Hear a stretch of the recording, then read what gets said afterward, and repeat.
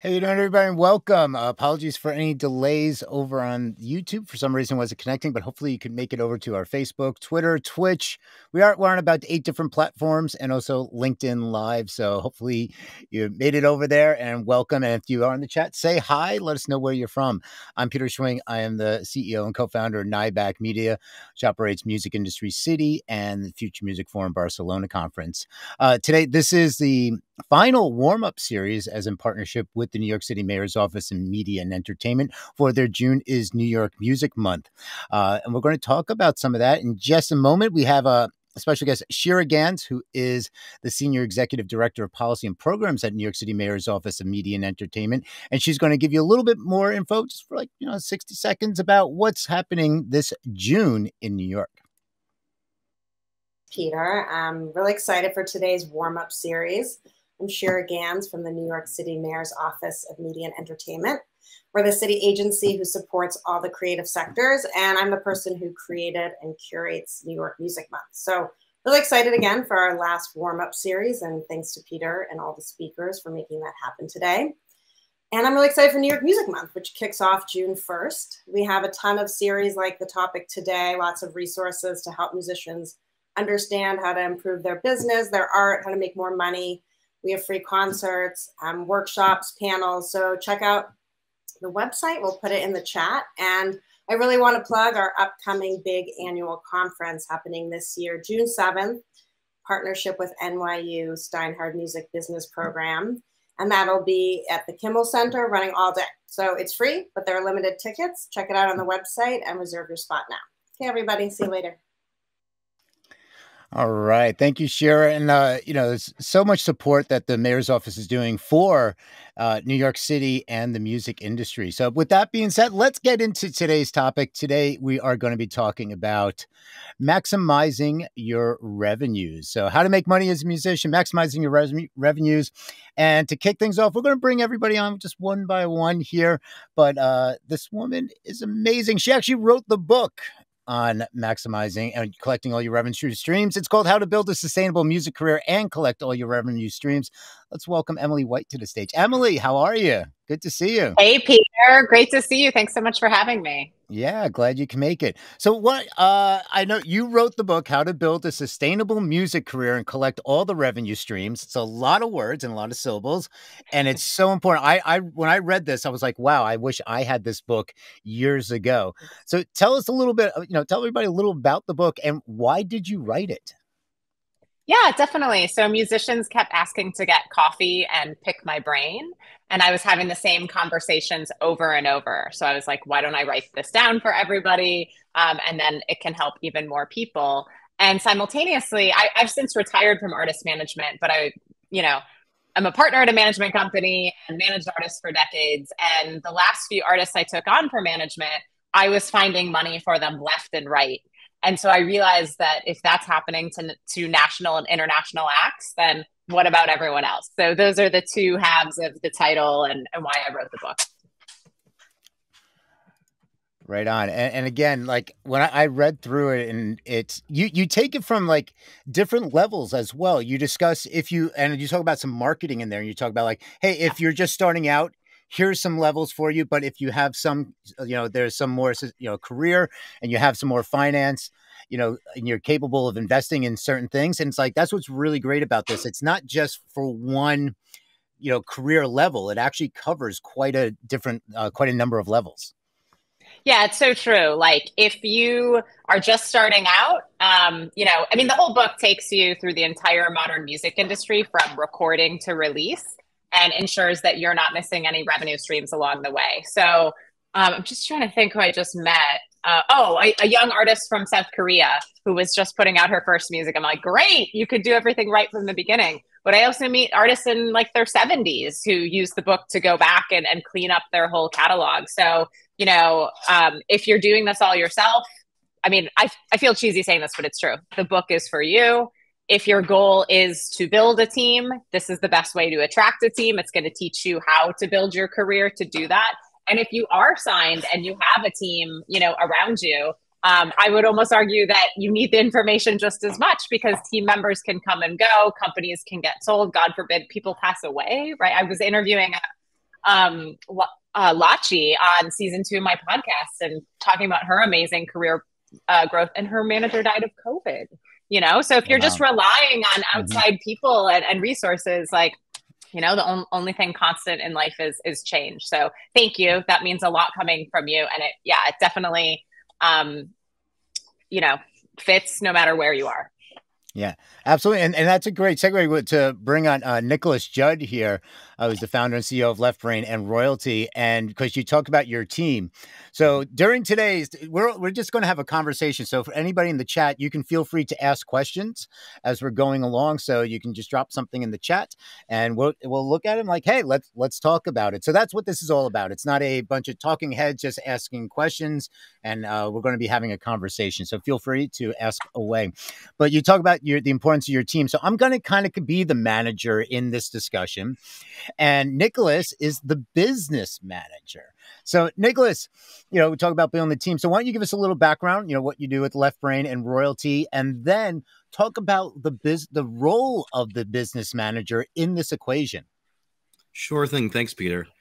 So Left Brain is a tech-enabled business management firm that I founded 4 years ago. I started my career, first 6 years of my career, at a very large business management firm working on very huge accounts, and felt that there was a lot of value that was being lost that a business manager should be providing to their clients. And when I started to dig deeper on the best way to be able to for that to translate, I realized that technology had an advantage in that. And so I went back into business management. I'd spent a few years in industry doing other things, working with concert promoters, music festivals, independent record labels, publishers, sort of all across the board, came back and founded Left Brain.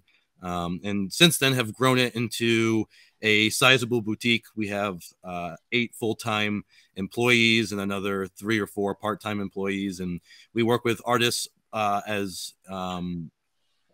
we work with developing artists that are sort of just getting their first maybe major deal, all the way up to global superstars that have won multiple Grammys. And the role of a business manager, and when a business manager should really come on, is we're the last member of the team that should really be added, which is why I am in love with the fact that there's books out there on how to get everything organized. Because one of the things as a business manager that can be not frustrating, but challenging when we pick up an artist, especially if they haven't had a business manager before, is that when we're going through and trying to get all of their revenue streams organized, if it wasn't properly set up before we got them on board, then there's a lot of going back into history and trying to recreate things that your current team may not know a lot about. If you switched multiple attorneys, for example, you may have a situation where, that was done by like 4 attorneys ago, and that person isn't even in the business anymore. It was like retired or something happened to them, and you're trying to piece together these things that could be potentially very valuable in the future. You look at some artists that on their 2nd or 3rd album is when they really took off. Well, those first albums that weren't very valuable when they originally came out have skyrocketed in value. And if you weren't properly set up at that point, then your team is going to have a really hard time going back and trying to fix everything. And so as a business manager, that's one of the many roles that we have, but really the CFO for their entire career. Oh, Nicholas, this segues so perfectly into our other special guest. And because we met a few months ago at Play Music Conference in Philadelphia, and we were on opposite sides of the room. I overheard him talking about something, and I was talking. We just overheard each other. And that's what we're going to talk about, the importance of networking at conferences as well, because this is the type of people you get to meet, and then you end up having these discussions, and you learn so much. And I remember saying, "Do you know about these organizations?" He's like, "Well, yeah, but I haven't done this." And now let's welcome Sean Garner, aka Judah Priest, Wu-Tang, Brooklyn Zoo crew. Yeah. What's up? What's going on? What's going on? Peace to everybody. Peace to everybody. It's great to see you. Welcome. So first, we're going to talk about, how we met and like how this is all coming together. But why don't you give us a little background about yourself and, why you're in this discussion of like why the importance of like as an artist and a label owner? I'm glad you added that second part because I was going to take it back to 1978 when I was just conceived. But now, you know, from the start, I've been doing like, you know, music since I started out at 7, trying to start learning, and I had mentorship through certain artists that's predominant in the industry. I'm blood related to some of them, and you know, at that point in time, you know, I just wanted to rap, but the further I grew into the career and got my start and you know, being around different people, I started learning different aspects. Which I tell artists all the time is it doesn't matter when you started, it's all about the growth and even what you can achieve now, and even if you got to clean up. I know Nicholas was just talking about that. I was one of them artists, you know. So now I surround myself with different people to maximize, you know what I mean, my growth, you know what I mean, that I can, you know, help somebody else maximize their growth, you know. So that's my spiel right there. Right on, right on. Awesome. So when we met, we were talking about, and this is going to now segue into like kind of like right into Emily's realm here, because we were talking at the conference, and it was like, you're like, hey, you know, I'm looking to I have music from years ago. I'm not seeing any money on this. How do I get this? I was like, well, do you know about like Song Trust, MLC, Sound Exchange, what PROs, and are you properly registered? So again, and now, like when we spoke the other day, you're like, yeah, I've done all this, and we're going to get into that in a second. That ties in with Nicholas. But yeah. Emily, so I'm a manager of an artist. Let's Sean, you want to be the artist? I'll be your manager. All right. Okay. You can be the artist. I will be your manager. And let's figure out what we need to do as an artist starting out. Emily, what are the first steps? What should we be like? We have the music. Now we want to put it up. We want to get it out on the streaming platform. So we're going to go through a distribution platform, you know, ISRC codes. Like, what is the first steps that we should be doing as a musician? Do you mean from a revenue stream standpoint? Yeah, exactly. We want to set it. We want to set ourselves up to make money. Great. So there are 10 revenue streams that are owed to you if you write, record, /release music and play live. So the first thing you need to do if you have any songwriting is to register with your country's performing rights organization. I know we have a variety of international folks here. In the US, that's primarily going to be ASCAP or BMI. In France, for example, it's going to be SACEM. In the UK, it's going to be PRS. In Canada, it's going to be SOCAN. I won't go on too much of a soapbox about this, but I'll just say it like this. If you don't register your songs within 2.5 years, you never get that money. So I'm meeting a lot of songwriters, a lot of students that are like, I don't want to sign my publishing away. That's not what you're doing. This is money that is regulated by the government that is owed to you as a songwriter. So go get it. Now, the number one missing revenue stream, which it sounds like you had that conversation with Sean in Philadelphia, that I see is music publishing. And that is totally understandable because when you sign up for your performing rights organization, at least in the US, they are going to encourage you to create a publishing designee. So if you wrote a song that's 100%, they're going to, so say I wrote a song and I wrote it 100%. They're going to be like, okay, 50% goes to Emily White, the songwriter, for the songwriter share, and 50% of the royalties go to the publishing share. So why don't you create a publishing designee, Emily White Music or whatever? So when I'm talking to artists and I ask how they're collecting on their publishing, understandably, they say, oh, I'm with BMI. Oh, I'm with ASCAP. And so please listen to me when I say this. If you are just signed up for your PRO and you are not collecting on your music publishing in any other way, you are missing out on revenue as a songwriter.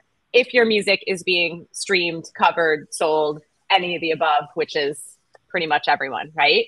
So to do that, I'm very obsessed with Song Trust. So you can head over to Song Trust and sign up. It is a $100 fee to get going. Which personally I don't love, even though I don't love it, or even though I love them, just being totally transparent. But if you poke around online, I think they have some promo and discount codes. You'll receive it's bad that I don't know this, 80 or 85%, I think 85% of your songwriting royalties, you retain all rights ownership, and they do a lot of great educational workshops like this. So again, if you're just signed up for your PRO and not collecting on your publishing in any other way, you are missing out on money. And again, if you don't register your songs with a music publisher within 2.5 years, you don't get that money. Really, really quick, without explaining stuff, I'll just list 8 other revenue streams without explaining them. Direct to fan distribution. So that's going to be through releasing your music through your website and through your Bandcamp. Your website is where you're going to get the highest profit margin and the most data collection. Bandcamp is going to be the second. So I'm lumping that all into direct to fan distribution. Of course, streaming, right? So distributing via CD Baby, DistroKid, TuneCore. We covered performing rights organizations and publishing.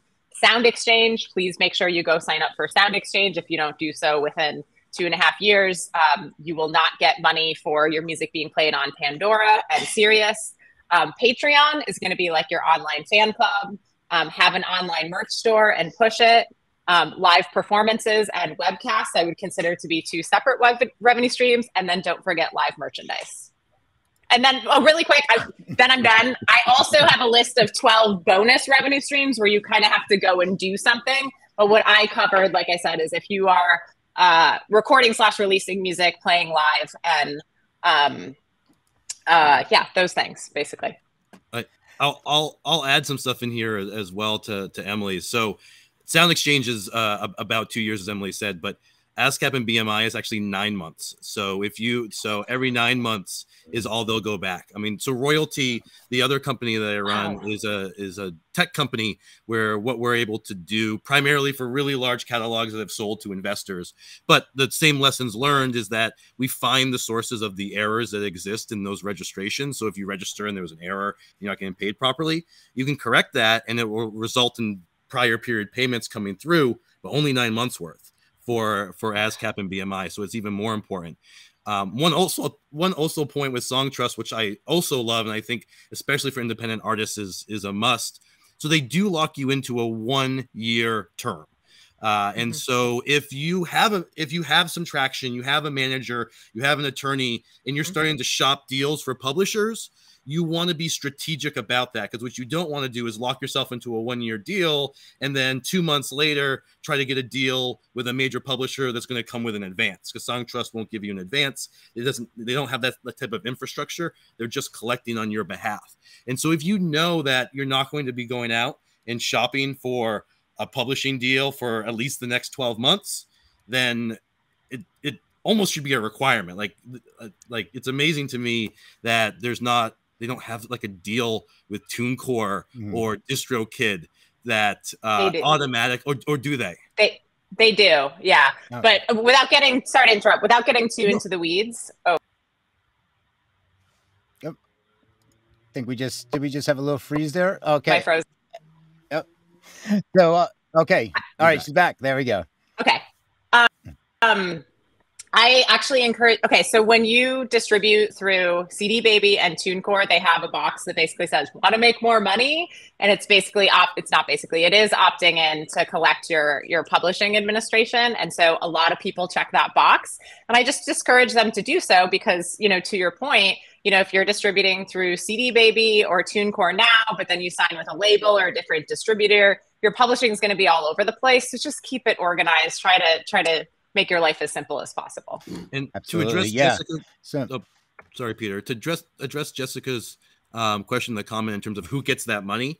So the way ASCAP and BMI work is they create a pool of funds. So when they're going to concert promoters that are paying into them, they're collecting a pool of funds, radio stations, so have all these different sources of revenue that are for public performance, right? Because they're PROs.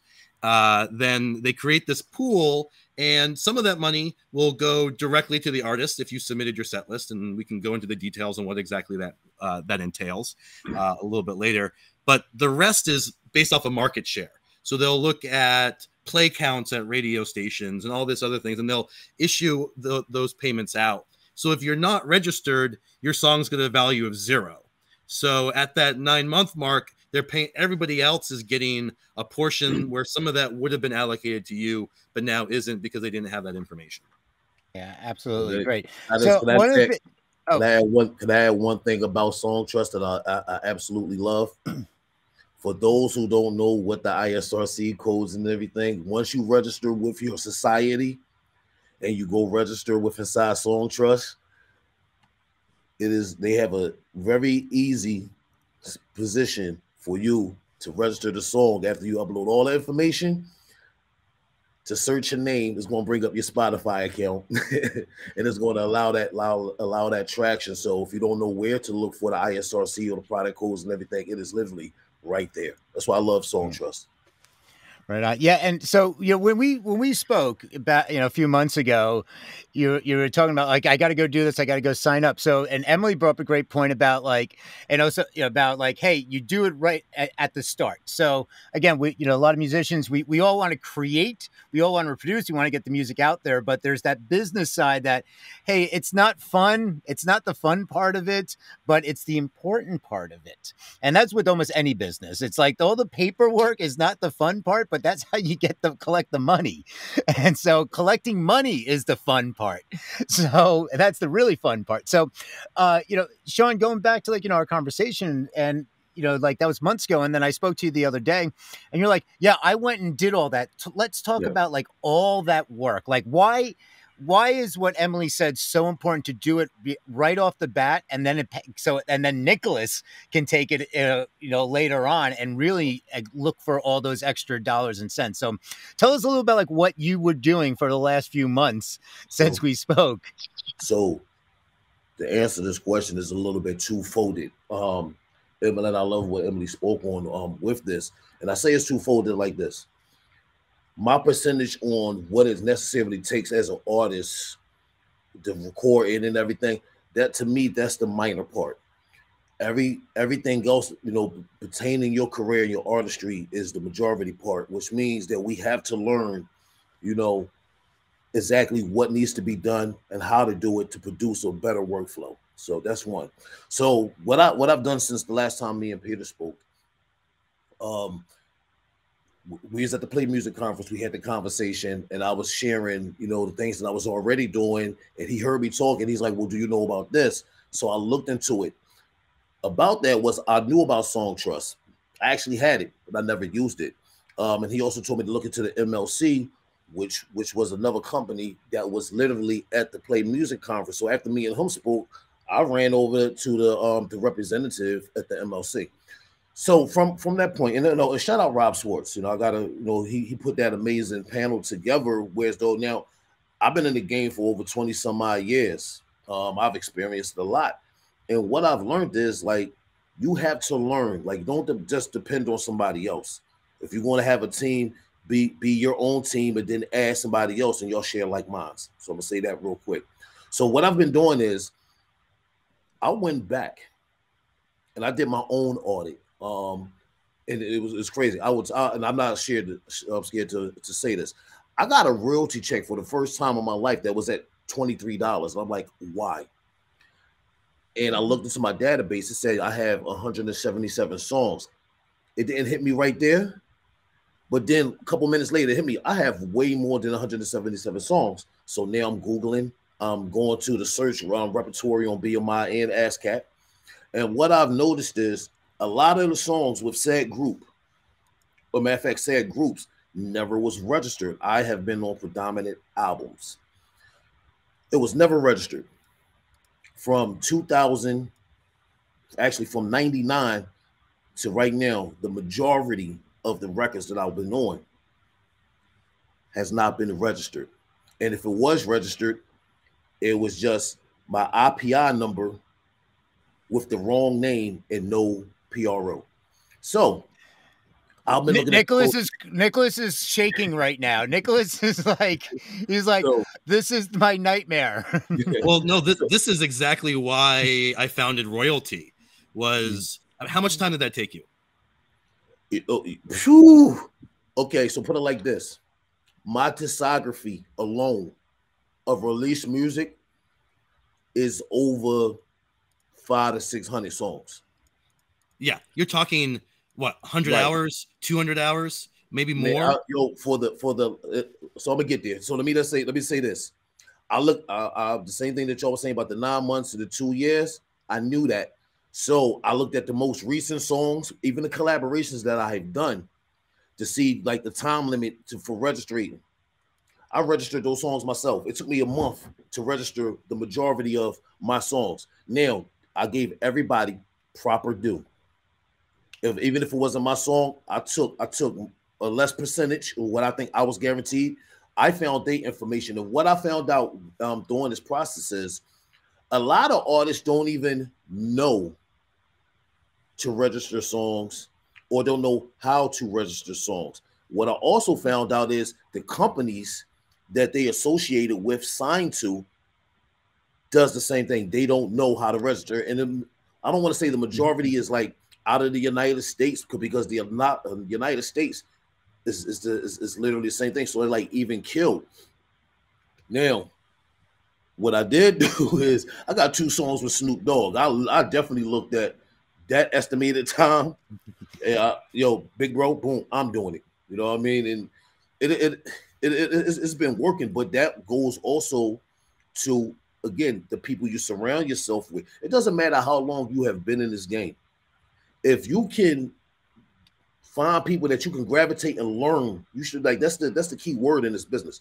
You have to be willing to learn. It doesn't matter how many years you've been doing it, because you should be able to learn something every day and surround yourself with like-minded people so that you can grow, and then you can do the same for others. So that has been, for the last 2 months, I have been harping on myself.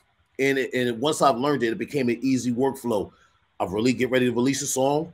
Before I release it, let me go register. Let me make sure everything lined up. BMI, MCL, Song Trust. It's funny, I have all 3: MCL, Song Trust, and the MLC. So I see the smile on Emily's face here. It's like you make it part of your routine. It's like if you can make like your little, like a simple checklist, like, hey, I'm going to release this song, I'm going to release this album, whatever it is. Here's my checklist. Okay, get this, get the code, get this, register here, pre-save, Spotify, like all of that. If you just make it part of your daily routine, it becomes quicker and easier each time. And Emily, it's, looking at that, and I know you were smiling when he was talking about doing all that registering. If we even want to take it one thing back, and then I want to get over to Nicholas about, collecting, with the business management side. But like Emily, like, let's take it back even one step further, is the split letters. So as a writer, is if you're writing with somebody and you want to make sure, like, hey, I wrote 40% of this, you wrote 60, I wrote 70, you wrote 30, like, or 20, make sure you have those set in place, because when you register, you need to put the percentage that you own of this. And Emily, you're smiling. I'm going to let you go into the deeper dive on that. I'm so glad you brought that up. So communication in life and career is queen. So say you wrote all the songs and you hired players and you're going into the studio. Before you go into the studio, set up a coffee, Zoom, whatever, and be like, I wrote these songs. If you feel that you contribute to the songwriting process at any time, let me know immediately after the session so we can talk about it. And there's a variety of ways to do that, right? Like if you're going into a co-writing session, before you go in, if you want to decide we're going to split this 50-50, Lennon-McCartney style, right? But you need to make that clear, because like anything, otherwise people don't talk about things. It breeds resentment.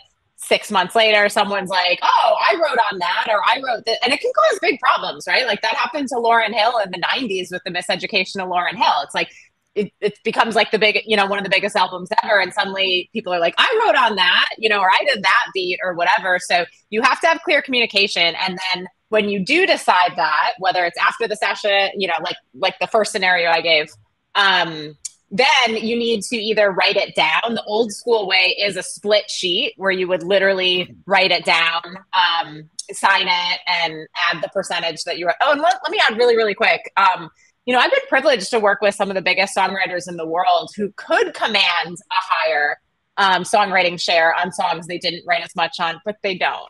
They're like, I wrote 10% or I wrote 30% or whatever. And like, don't get me wrong, there are pop stars that don't write songs that get a big songwriting share because they're going to you know, turn it into a huge song. And I totally understand that too. But the point is, communicate it, and then you need to put it down in writing. I would say actually throw it in an email after you have that discussion. Be like, as discussed, I wrote 50%. You wrote 50%. Please respond to this to confirm. And I would definitely do email and not text, because you can lose it, you know, in iCloud or getting a new phone and stuff like that. But yeah, you really need to, you need to have the conversation and memorialize it. And just really quick to go back to Jessica's question from before, live merch is just selling merch at shows. I mean, who's been to a show with an artist that they love and there's nothing to buy to support them? So don't overthink that. Just have it. Yeah. And Isabel, we were talking about flow, the recommended workflow. So this kind of ties in. It's like, start with the split letter. While you're creating, start with the split letter, and then create, you know, use Google Drive and create a folder, or you can create templates. You can find templates, but start with the split letter.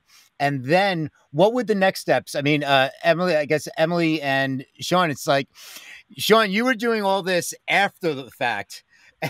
Emily, how would you say is the order to do this? Is it, you know, it's like, okay, we're going to do the split letter, then we're going to register the publishing, or do we register the ISRC, or do we register here? When do we get to distribution, and when do we put it into Song Trust and all of that? What would, I guess, be the order of operations? Yeah, well, that's what my book and podcast is all about. You know, it starts with getting your art together. And then chapter 2, episode 2 is getting your business affairs together and fair compensation. That's exactly what we're talking about, right? Like sorting out these songwriting splits. I saw something about, you know, recording ownership there as well, right? Like there's 2 main rights in music, recording and songwriting. So if you're paying for the session, make sure that, you know, any players, producers, your mom, anyone that steps into the studio is signing a work for hire agreement. You can get those pretty cheap from cosigns online, and then have that songwriting conversation. And then that's why chapter 3 is how to record with or without a budget, right? So like you said, you need to sort all this stuff out before you hit the studio, because also like you want to focus on making the art. And then after that, you're going to want to focus on, you know, releasing the art. I actually missed a chapter. We do have a pre-recording marketing foundation. So don't at me on my own chapters, but it is a methodical process. And so you have these conversations so you can hit the studio with a clear mind and focus on that, and then get to the excitement of release, instead of being like, oh, I didn't have that songwriting conversation, or they didn't sign that work for hire, right? So that's why I'm all about going in a methodical order. Absolutely. Thank you for that. And great question. Thank you, everybody. So we don't have too much more time. We now set everything up. Okay. We have registered, we have the split letters, we've uploaded, we put all the metadata in, we have released it, we're getting money, we're a couple months later, we're getting checks, we're getting direct deposits, we're getting all this, it's starting to look good, we're putting together our tour, we're starting our tour, we're like on tour, and we're uploading our set lists to BMI and ASCAP, because if you didn't know that, you can submit your live set list to the PROs, and then you can build, that's even another revenue stream that was touched upon earlier. Nicholas, we're making money. All right. I'm the manager here. So I've been helping the managers, you know, managing Sean. Sean's on tour. Sean's going around Europe right now. He's being flown all over the place. And that's no cap. That's Sean, you are going on tour, right? Yes, are on tour. All right. So you're selling live merch. Now, as a manager, one of my roles is to oversee, you know, part of the finances, but is the business manager. Now, where does the business manager come and play? And what is the role of the business manager when we have all these different royalty streams coming in? We have money coming in from our distributor, from Sound Exchange, from Song Trust, from the PROs, from, you know, a label, publisher, all of these areas. How do you organize this? Like, what is the role? Where is the business manager hands-on or hands-off? And how do you make sure that it's all getting, you know, split properly? Because everybody was like, here's a percentage here, here's a percentage here. So if you can go into this of like, hey, we're making money, now what? Oh man, I could write a book the length of Emily's on those topics. But one of the first things I would say is don't hire a business manager too early. That may seem counterintuitive, coming from somebody who makes their living from people paying me to be their business manager. But what I find is that because what we do is compared to being in the creative process or being up on stage is boring, that most artists want to offload that responsibility as soon as possible. And if you do it too early, it comes with two problems. One is the business manager that you found to take you on at that early of a stage, if you're only making $100,000 a year, is probably not as experienced as you'd want them to be, because most experienced business managers like myself only work with artists that are really generating about $500,000 a year or more. The second reason why you don't want to hire a business manager too early is that it's important to develop good financial sense yourself. That will help prevent you in the future from having, maybe you did make a mistake in what business manager you hired, and be able to recognize the warning signs that, hey, maybe this person doesn't really know what they're talking about. Why? Because it was you that was doing that. Even though it was uncomfortable, even though it was annoying, and you wanted to be spending your time doing other more creative things, it can really help you in the long run by having that solid foundation that you've built up for yourself. But now let's imagine that, okay, you're at that point, right? You're making really good money, and all of the business managers, maybe you just signed a major record deal and got a big advance, and, every top level, Billboard's top business managers list, business manager is interested in working with you. Well, why do you want to hire a business manager? Typically at that point, it's because your career has reached a level where you and your team is simply too busy to be able to do these things yourself. And the dollar amounts have gotten so large that you want somebody who is an expert in this space to prevent errors from happening. So what is a business manager doing? Well, the first thing they want to make sure is that you're getting all of those revenue streams that you should be getting. Now, most business managers won't do the deep dive that we heard about earlier and looking at what those splits are in there. I mean, hopefully they're spending some time in doing that, but a lot don't. What they're really focused on is, are the proper tax documents in place to get you paid your royalty? Do you have portal access? Do we have portal access? Is the bank account updated? Are all the songs, or at least all of your biggest songs, if you have a very large catalog, but if you don't have a large catalog, are all the songs represented at those different places? So they will look to say, hey, do these things exist? Are they being collected on, to make sure that money is coming in? And then there's the whole tax component. There's bill pay that they'll handle for you. There's also the personal financial aspect. So we're not just handling the business part of our client's career. Let's say we have an artist that has a rabid fan base that they don't want to know where they're living. Well, part of a business manager's responsibility is ensuring that when their house is purchased, and if they get a mortgage, that the proper structure is in place so that information is not part of the public record. And so that they don't find fans camping outside their front door when they come home one night, and everything in between. A business manager's responsibilities is quite broad, but anything that either has dollar signs going in or out the door on your business or your personal life, business manager is overseeing. I didn't know that they were in charge of making sure that you're not in a public record of where your home is. Oh yeah, it's the little things behind the scenes that you don't know about. Yeah, I have an A-list client. I won't list here, but everybody in the chat has heard of her. I guarantee it. Nobody knows where she lives. Nobody. It's because we're really good at our jobs. Excellent. Right on. So we're going to start wrapping up here. If anybody has some questions in the chat, feel free to ask away as we begin to wrap up. Is there anything, Emily, that we missed from your perspective? Well, I'll rattle off those 12 bonus revenue streams I have. And I'll also answer Jessica's question, is an email legally binding? Yes. Right. So God forbid there's ever a court dispute over songwriting, right? You literally have an email from the person being like, they wrote 50%, right? So don't overthink that too much. So VIP live show offerings. This is something I think folks can do at all levels, whether it's like getting coffee with fans before a show, letting them into sound check, even charging a little bit more for a private webcast, right? Where maybe if you're comfortable taking requests, covers, all that good stuff. One revenue stream that I think that we don't take nearly enough advantage of is live recordings. That's something the jam scene does really well, and I totally understand why folks don't really utilize that technology, or the fact that most folks own their rights and can do that, because we're really hard on ourselves. But people want to hear in the audience, like, oh my gosh, I heard myself scream. Oh my gosh, like they said New Jersey or whatever, right? So even if you're putting the recordings up on your website for a donation or subscription, I think that's definitely something to keep in mind. Catalog releases on vinyl, right? Like whenever we take on an artist, we look at the whole catalog and ask like, hey, has this ever been released on vinyl? And that's something you can start rolling out once a year, with a pre-order and some higher end bundles.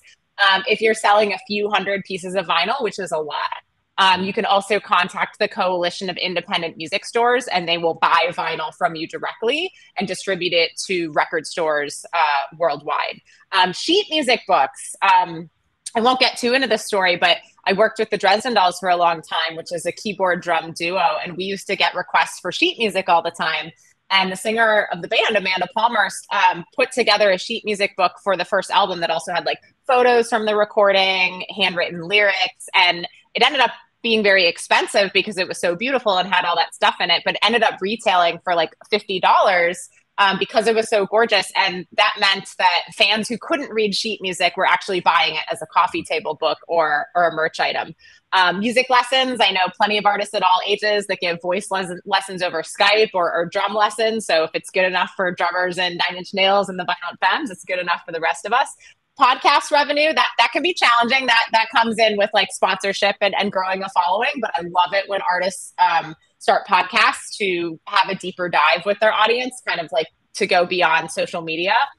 Branding, sponsorships, and endorsements. I put that in this category because that stuff's not guaranteed, right? Like not only do you have to have a legit following, but also have strong engagement numbers, but also like you can partner with nonprofits, right? And local companies, right? And do, promotional exchanges as well. It doesn't always have to be cash up front. Speaking engagements, you could reach out to, local colleges, local high schools, see if they're interested in having you come in and speak. And of course, ask if there's a budget. Sync licenses I have in here because that is also bonus, right? That's not necessarily like consistent, like your publishing or your PRO royalties. YouTube royalties on the recording side.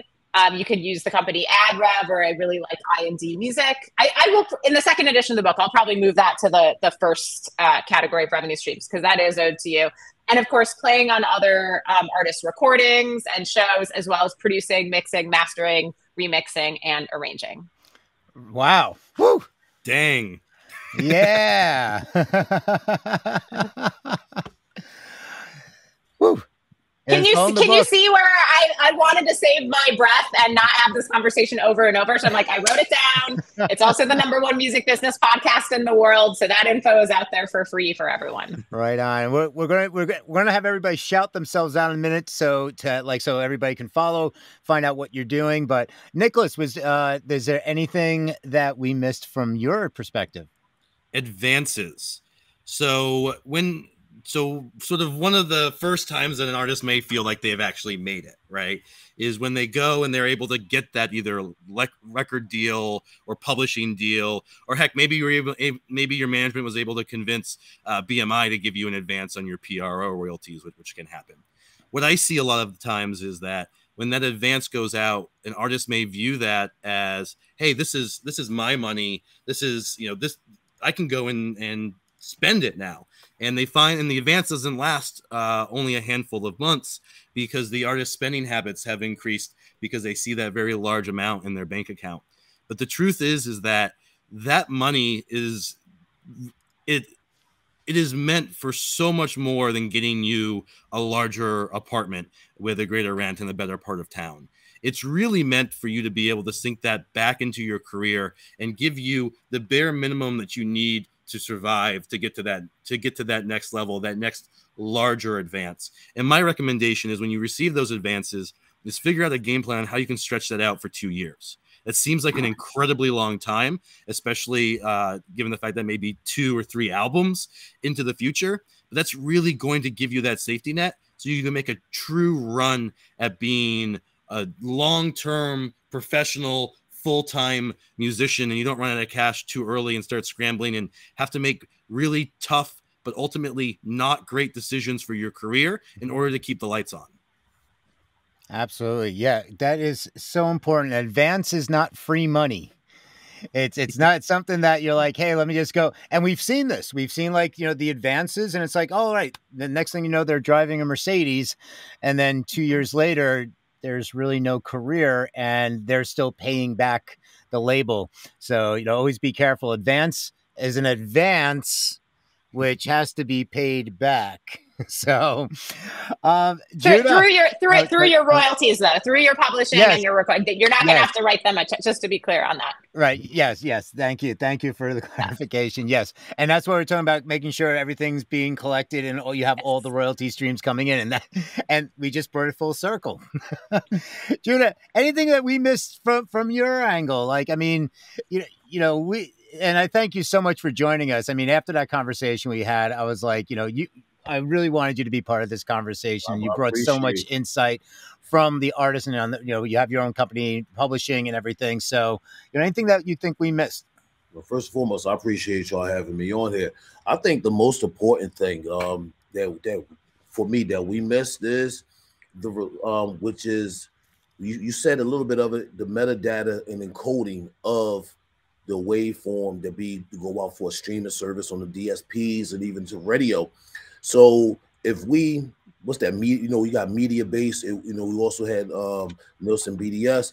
But if you encode your wave file with the artwork in all your ISRC codes, your the WSWC, the IWSC codes, product codes, and everything.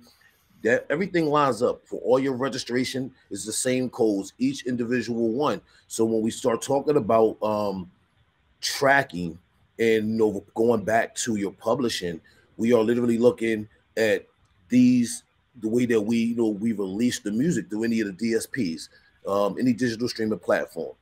Everything tracks back, goes to the register, back to your registration, to your publishing, Song Trust, MCL, Sound Exchange, ASCAP, BMI, digital radio tracking. Everything goes back. So when we start talking about making money, for me, it's I'm with the larger aspect, which is the later on money versus the right now money, because that's guaranteed for the rest of your life.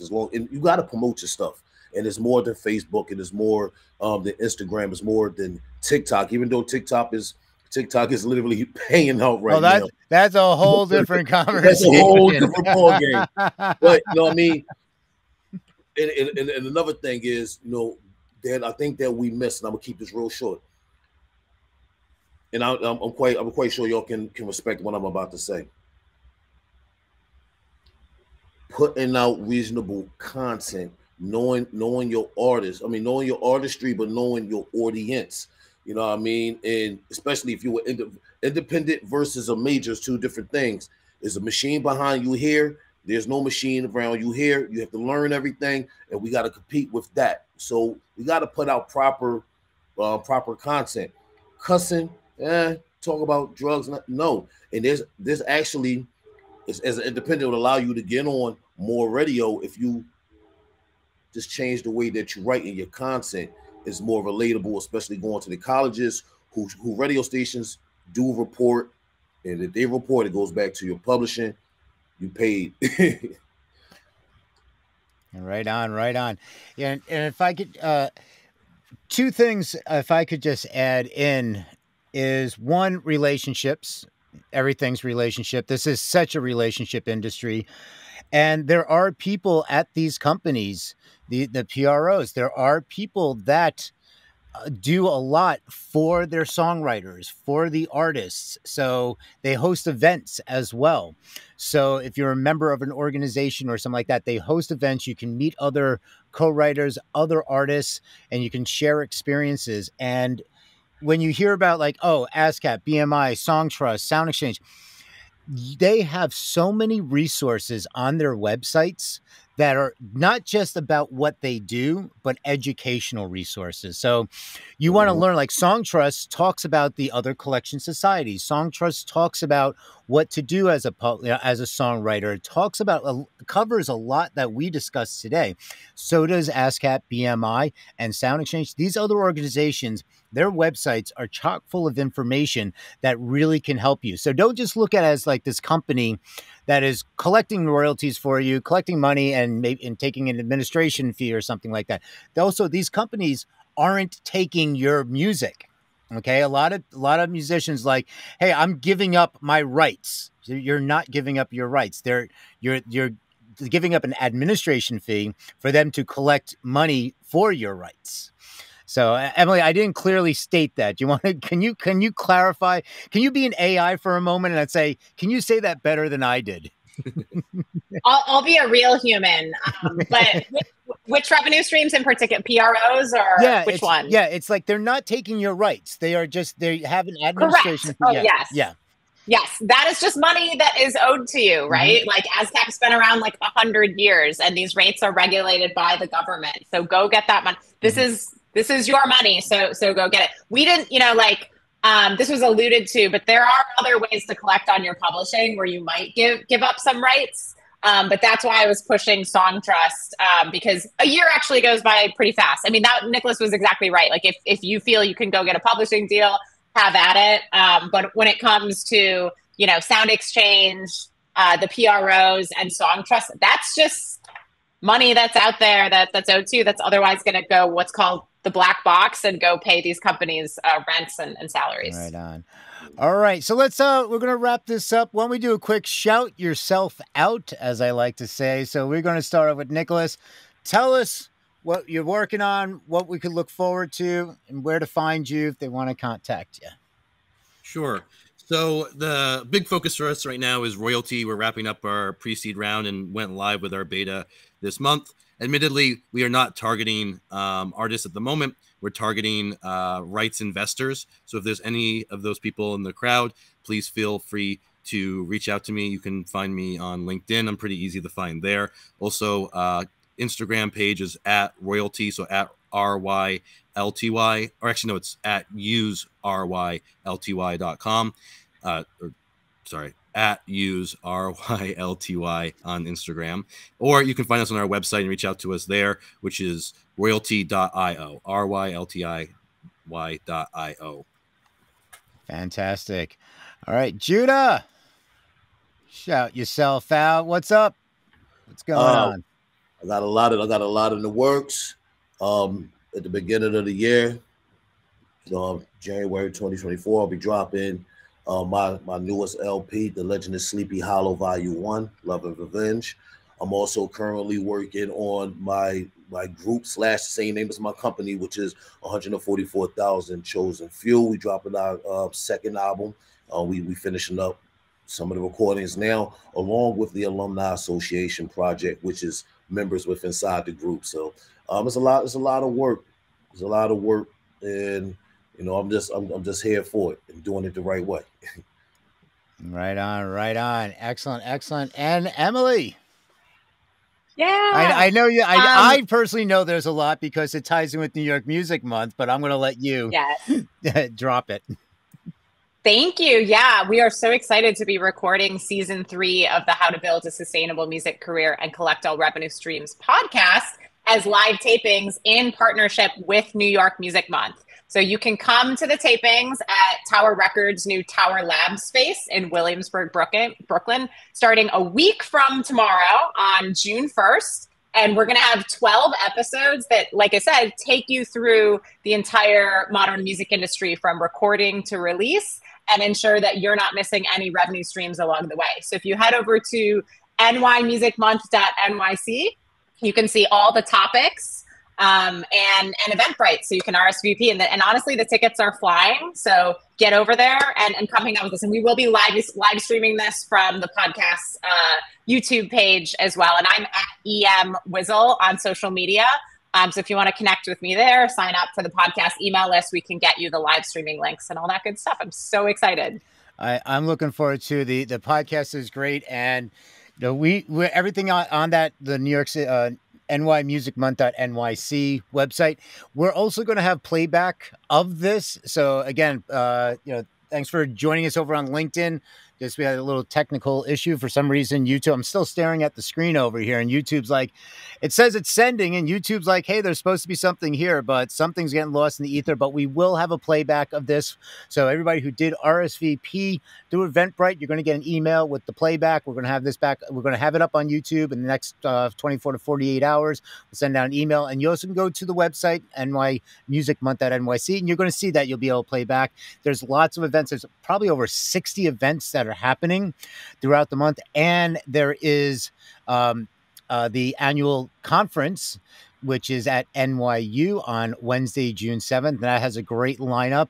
And Emily, I think somebody that works with you is going to be speaking, Melissa Garcia.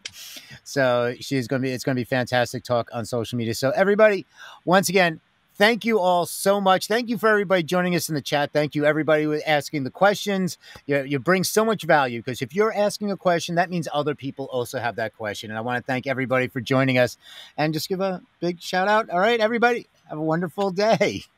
All right. Thank you all. Peace. All right. Thank you.